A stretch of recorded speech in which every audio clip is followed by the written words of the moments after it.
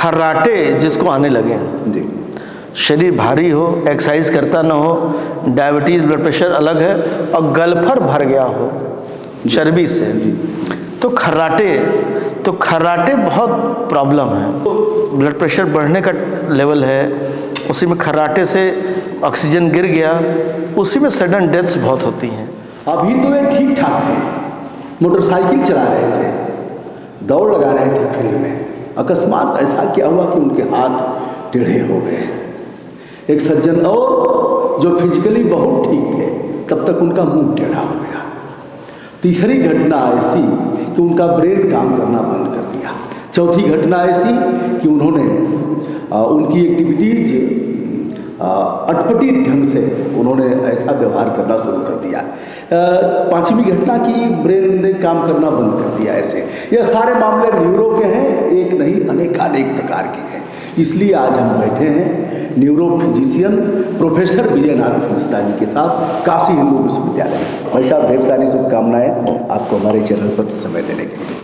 Doctor साहब, ये neuro क्या है और लगातार घटनाएं बढ़ रही हैं, कम उम्र के लोगों को भी हो रही है, जो पुराने लोगों को पक्षाघात भी इसी में आता है, और भी ढेर सारे इसके हैं, क्या है यार?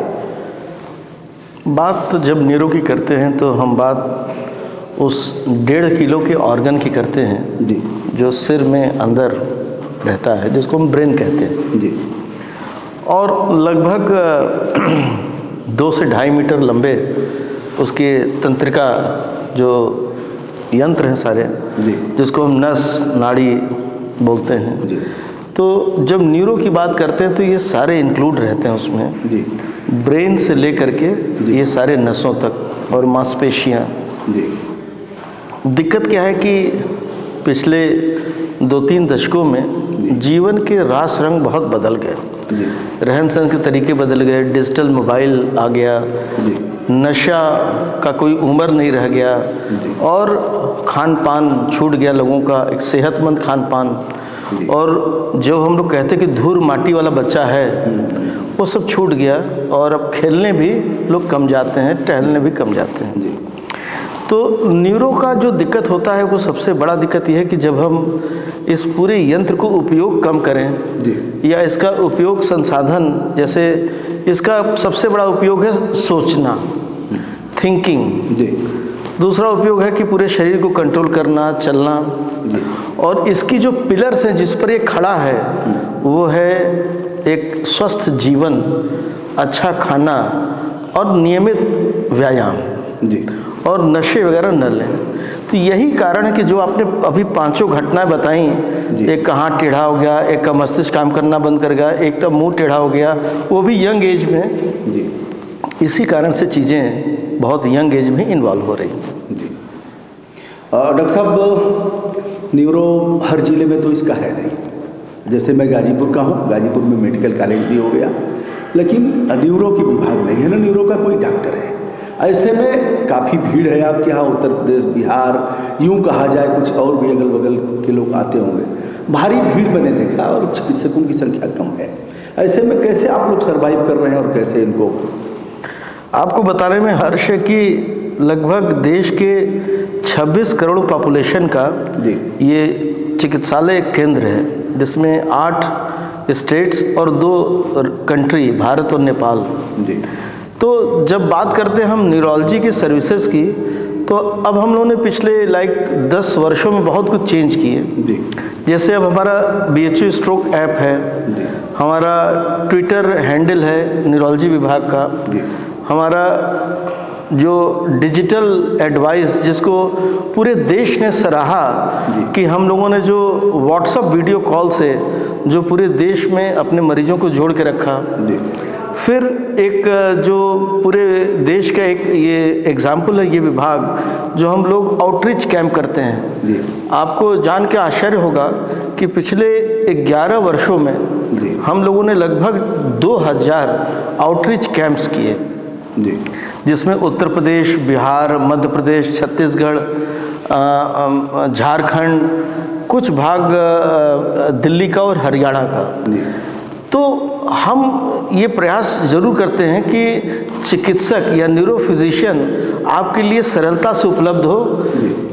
जागरूकता कैंप्स में आपके घर के पास, नहीं तो डिजिटली हमारे ट्विटर हैंडल पर आप लिंक करके अपना कुछ मैसेज भेजेंगे, रोग भेजेंगे, या हम लोगों ने व्हाट्सएप कॉल नंबर्स हम लोग सबके डिजिटल साइट्स पर हैं, उसको भी बोल सकते हैं। और ये ऐसे तरीके हैं जिससे ज़रूरी नहीं कि मरीज़ यहाँ आवे, हम उनका उन्हीं के ज़िले में इलाज करते हैं। दूसरा, एक न्यूरोलॉजी में एक बहुत बड़ी बात है होम केयर। मरीज़ यहाँ आते हैं, कहते हैं भर्ती कर दो, तो जो भर्ती करने की प्रक्रिया है और भर्ती करने के बाद जो यहाँ दिक्कतें हैं, जिसमें इन्फेक्शन लग जाना, या घर में कम लोग हैं केयर गिविंग के लिए, देखभाल के लिए, या फिर बेड का भी अभाव है मरीजों की। हाँ, बेड का जो अभाव रहता है, अब तो बेड्स देखिए काफ़ी सुपर स्पेशलिटी में बने हैं, लेकिन मरीजों की संख्या निरंतर बढ़ती जा रही है। ऐसे में हम लोगों ने होम केयर भी एक उनको एडवाइस देते हैं कि आप अपने घर में ही जा कर के केयर कर लीजिए, इंजेक्शन लगा लीजिए। तो कुल मिलाकर के ये है कि हम चाहते हैं मरीजों को ज़्यादा से ज़्यादा उनके पास हम पहुँचें। इलाज हो उसके पहले हम जानना चाहेंगे कैसे पता लगेगा कि न्यूरो की समस्या आने वाली है। जैसे मान लीजिए हम लोग बातचीत कर रहे हैं और बातचीत करते करते कभी जैसे रात को आ जाती है, सुबह आ जाएगी, दिन में कभी भी आ जाएगी, कैसे पता लगेगा और उसके बाद ये हथियार क्या करते हैं? देखिए, जिस रोग के बारे में आपको बात कह रहे हैं वो मिर्गी के बारे में हम बात सोचते हैं, या लकवा के बारे में बात कहते हैं। ये सब बीमारी अचानक आती है। तो है क्या कि पहले से कुछ चीज़ें पता लगती हैं, जिसको हम कहते हैं TIA, ट्रांजिएंट इश्केमिक अटैक्स। अचानक एक तरफ का दिखना बंद हो जाना, फिर आ जाना, एक अचानक एक हाथ पैर हल्का हुआ फिर ठीक हो गया, या अचानक आँख की रोशनी चली गई फिर आ गई, बोली चली गई तुरंत आ गई। ये जो अचानक चीज़ होती है और अचानक आ जाती है, इसको हम कहते हैं TIAs, मतलब ये 12 घंटे से भी कम में आई और चली गई। ये एक ऐसा साइन है कि जो बताता है कि न्यूरो की बीमारी आने वाली है। दूसरा, जैसे हम अचानक, मतलब एक प्रकार की घंटी है। घंटी है, जैसे कोई सुबह सुबह बच्चा उठा या बूढ़ा कोई उठा, बेड से उठा, गिर गया, पेशाब करने गया, झटका आ गया, या ब्रश कर रहा है या बाल झाड़ रहा है, छूट गया, या अचानक खड़ा खड़ा गुमसुम हो गया फिर ठीक हो गया। ये अलग प्रकार की एक और बीमारी आने वाली है जिसको हम कहते हैं मिर्गी। अच्छा, कुछ ऐसा भी होता है क्या कि लग रहा है कि अब हम गिर जाएंगे, कुछ ऐसे? हाँ, जैसे आपको फील ऐसा आएगा कि एक बीमारी तो ऐसे जैसे खड़ा है ऐसे गिर गया, एक बीमारी से धीरे धीरे गिरा, एक बीमारी ऐसे जैसे टक झटका आ गया। तो ये सारी चीज़ें बताती हैं कि ब्रेन में कुछ न कुछ दिक्कत है और बीमारी आने वाली है। इसका पूर्वाभ्यास है, मतलब पूर्व सूचना है। लोगों के लिए ये बहुत बड़ा इंडिकेशन है कि सावधान हो जाइए। अगर आप टाइम से नहीं सोते हैं, पूरा खाना नहीं खाते हैं, कोई नशा वगैरह करते हैं, ब्लड प्रेशर अगर आपका कंट्रोल नहीं है, आपको बताने में मुझे आश्चर्य हो रहा है कि 26% लोगों को जनता के बीच में पता ही नहीं कि उनको ब्लड प्रेशर की बीमारी है, और ऐसे ही लोग अचानक लकवा में पड़ जाते हैं। क्या यह पूरे विश्व का है या फिर भारत का है? पूरे विश्व में। और भारत में जब हम बात करें तो लापरवाही इतनी ज़्यादा है कि जैसे हमको ब्लड प्रेशर है भी तो हम दवा छोड़ दे रहे हैं। जैसे आपने 1-2 दिन दवा छोड़ा, ब्लड प्रेशर शूट किया, ब्रेन का नस फट गया। जब नस फट गया तब बहुत इलाज नहीं है। न्यूरोलॉजी के बीमारियों का इलाज उसका बचाव ही है। उसके बचाव के लिए हर यत्न करना चाहिए, हर प्रयास करना चाहिए। जो लक्षण आपने बताया, यदि वह लक्षण आ जाए और उसके पहले आदमी सचेत नहीं है, फिर क्या एहतियात बरतना चाहिए? देखिए, अगर किसी को अचानक बेहोशी आ गई घर में, या कह रहा है कि बहुत तेज सर दर्द है, उसका बेहोश हो गया, अब कोई बेहोश पेशेंट मरीज घर में पड़ा है, लोग कहते हैं खाना नहीं खाता हो, उसके मुंह में पानी डालने लगते हैं, खाना डालने लगते हैं। ये मौत का बहुत बड़ा कारण है। किसी भी बेहोश मरीज को अगर आप करवट लिटा दें, थोड़े शर्ट वगैरह ऊपर के बटन या कुछ पहना तो ढीला कर दें और मुंह से कुछ मत दें, तो जान बचाने की कदम में बहुत बड़ा स्टेप है। ये ऐसी चीज़ आपने कर दी कि उसको मरीज का जान बचने की संभावना बढ़ गई। दूसरा, उसको जब आप हॉस्पिटल शिफ्ट कर रहे हैं उस दौरान भी करवट ही रखिए, 2 घंटे दाएं 2 घंटे बाएं, मुंह से कुछ मत दीजिए। अगर हो सके तो एक राइल्स ट्यूब आती है, पाइप वाली ट्यूब, नाक की नली, बेहोश मरीज में लगवा देने से उसी से आदमी दाना पानी जूस जो है बैठा के दे देगा। इसके बाद जब आप हॉस्पिटल आते हैं तो हॉस्पिटल में क्या होता है कि सीटी स्कैन और ब्लड की जांच जो करानी होती है उसमें भी एक समय लगता है। लेकिन हम लोग ऐसा सोचते हैं कि लकवा के मरीज को उसके घर से हॉस्पिटल आने में अगर आपने टाइम कम लगाया, जैसे आप 3 घंटे के भीतर आ गए, 6 घंटे के भीतर आ गए, तो जो नस की ब्लॉकेज से लकवा होता है उसको ठीक होने की बहुत अच्छी दवाइयाँ आ गई हैं, तत्काल ठीक हो सकती हैं। लेकिन अगर 6 घंटे के भीतर आए तो। अब दूसरी बात है मिर्गी की, जिसमें लोग बेहोश हो जाते हैं। तो मिर्गी में क्या है कि आपको दवाइयाँ बहुत अच्छी हैं, तमाम बड़ी बड़ी हस्तियाँ दुनिया की, जैसे Ricky Ponting, Jonty Rhodes, John Ibrahim, ये सब मिर्गी के मरीज हैं। अच्छा। लेकिन दवा खा के सब ठीक है। तो मैं आपके ज़रिए लोगों से यही कहूँगा कि जो मिर्गी के रोगी अगर कोई हो तो आपने देखा होगा अक्सर गांव में उनको लोग जूता सुंघाते हैं, झाड़ फूँक करते हैं। मिर्ज़ापुर की कई जगहों पर तो मुझे पता लगा, मैं गया वहाँ, लोग खटवल खिला देते हैं, अरे लोग घोड़े का मूत्र पिला देते हैं। अरे यहाँ बनारस में शमशान में रोटियां सेक के खिलाते हैं मिर्गी के मरीजों को। एक औराई में गांव है, वहाँ कहते हैं कि छोटा बंदर का बच्चा उसके गोदी में रख दो, जैसे से बंदर का बच्चा 2-3 साल में बड़ा होगा वो मिर्गी लेके भाग जाएगा। इलाज न करके ये सब काम करते हैं। तो ये सब अतिशयोक्ति जो अंधविश्वास 2022 में भी चल रहा है, तो मैं आपके ज़रिए सबसे नववर्ष पर यही कहूँगा कि अंधविश्वास को मत अपनाइए, उससे दूर होइए। और मिर्गी का इलाज, दवाइयाँ बहुत अच्छी हैं।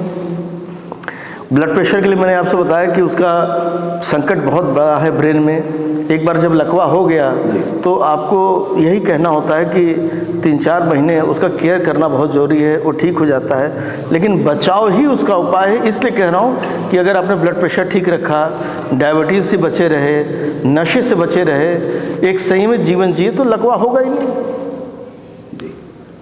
आपने बताया 6 घंटे के अंदर अगर पहुंच जाता है तो इलाज काफ़ी अच्छा हो गया है और वह ठीक हो सकता है। आगे उसको केयर करना पड़ेगा। केयर तो पूरा जीवन नहीं, केयर है। दवाएं कैसी हैं?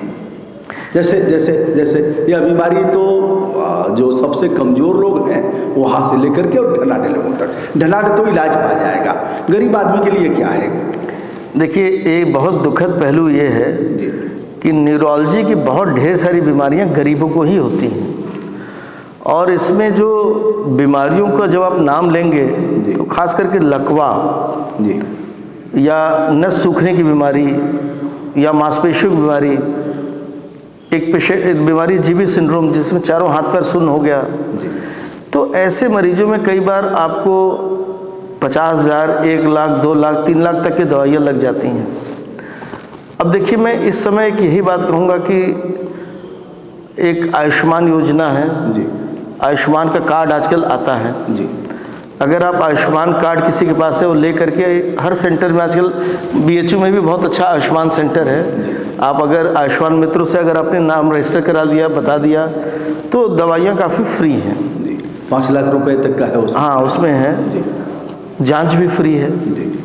दूसरा, एक मुख्यमंत्री और प्रधानमंत्री राहत कोष से आजकल बहुत लोगों को फ़ायदा हो रहा है, जिससे लोगों को पैसे मिल जा रहे हैं। लेकिन उसमें दिक्कत क्यों लिखी है कि वो मरीज को तभी पैसा मिल पा रहा है जब वो छुट्टी हो जा रहा है, तो उसके पहले उनको कोई लगाना पड़ जाता है जी। तो मैं ये अनुरोध करूंगा कि ऐसी व्यवस्था होनी चाहिए। आकस्मिक चिकित्सा की भी, आकस्मिक चिकित्सा की भी व्यवस्था होनी चाहिए। जिनका आयुष्मान कार्ड अगर न हो उनको भी कुछ पैसा उपलब्ध होना चाहिए, जो हॉस्पिटल में आए तो उसका जैसे बेसिक जांच है, इलाज है, वो शुरू हो जाए। BHU के अंदर मैं यही कहूँगा कि विश्व स्तरीय सुविधाएं हैं इन रोगों के लिए। लकवा, मिर्गी, मांसपेशियों का, नस का, जीवी सिंड्रोम। प्रॉब्लम फिर एक आती है जो इसकी जो बीमारी के बाद जब ये रिकवर करते हैं उसमें 3-4 महीने, 6 महीने, कई में साल भर टाइम लग जाता है उसको भी सस्टेन करने, क्योंकि घर में कमाऊ आदमी बीमार पड़ गया, अब उसके लिए क्या है, तो उसके लिए कुछ भत्ता जैसे अगर कोई मिल जाए या किसी और को भी काम करने की जगह मिल जाए तो उसके सपोर्ट रहेगा। लेकिन दवाएं महंगी हैं। दवाएं बहुत महंगी हैं, लेकिन यही है कि कुछ दवाइयां जैसे अब जैसे एक IVIG दवा आती है जी। तो IVIG दवा लगभग 1.5 से 2 लाख रुपए एक आम जो GV सिंड्रोम में जी।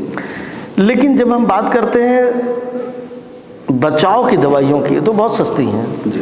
जैसे ब्लड प्रेशर की एक दवा महीने में 500-600 रुपये की आ जाएगी। जी। या लकवे के जो हम लोग लंबे तौर दवा देते हैं इकोस्प्रिन, वो भी बहुत महंगी नहीं, 200-300 रुपये की आ जाएगी। प्रॉब्लम कहाँ होती है, जब रिकवरी की प्रॉब्लम आती है कि घुटनों की, मांसपेशियों की कॉम्प्लिकेशंस, बेड सोर हो गया, फेफड़े में इन्फेक्शन हो गया, तब दवाइयाँ काफ़ी महंगी हो जाती हैं। रात में मृत्यु भी हो जाती है कभी कभी। हाँ। वैसी परिस्थितियाँ क्या आती हैं? क्या वो अभी न्यूरो सही संबंधित हाँ, है? बहुत बढ़िया प्रश्न आपने किया।